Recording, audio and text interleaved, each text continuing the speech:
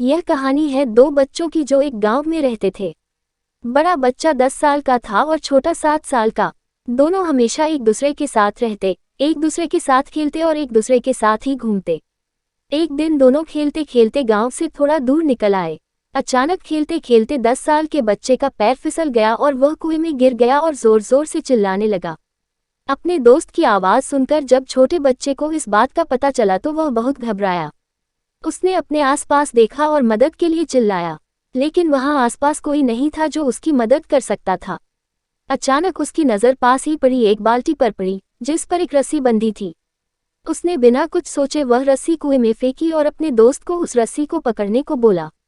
अगले ही पल वह 7 साल का बच्चा उस 10 साल के बच्चे को पागलों की तरह कुएं से बाहर निकालने के लिए खींच रहा था। उस छोटे से बच्चे ने अपने दोस्त को कुएं से बाहर निकालने के लिए अपनी पूरी जान लगा दी।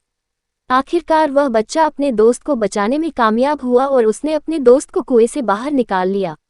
लेकिन उन्हें असली डर तो इस बात का था कि जब वो गांव जाएंगे तो उन्हें बहुत मार पड़ने वाली है। खैर, दोनों डरते डरते गांव पहुंचे और उन्होंने गांव वालों को खेलते खेलते कुएं में गिरने और रस्सी के सहारे छोटे बच्चे द्वारा बड़े बच्चे को बाहर निकालने वाली पूरी बात बता दी।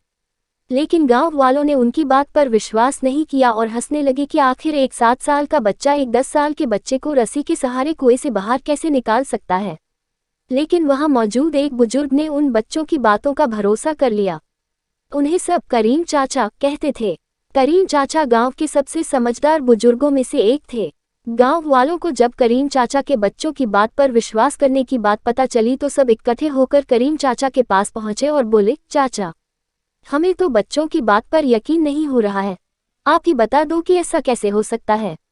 गांव वालों की बात सुनकर करीम चाचा बोले, बच्चे बता तो रहे हैं उन्होंने यह कैसे किया। बच्चे ने कुएं में रस्सी फेंकी और दूसरे बच्चे को ऊपर खींच लिया। गांव वालों को कुछ समझ नहीं आ रहा था।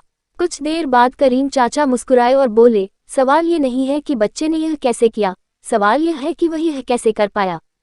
और इसका सिर्फ एक जवाब है कि जिस वक्त वह बच्चा यह कर रहा था उस वक्त उसको वहां यह बताने वाला कोई नहीं था कि तू यह नहीं कर सकता। यहाँ तक कि वह बच्चा खुद भी नहीं।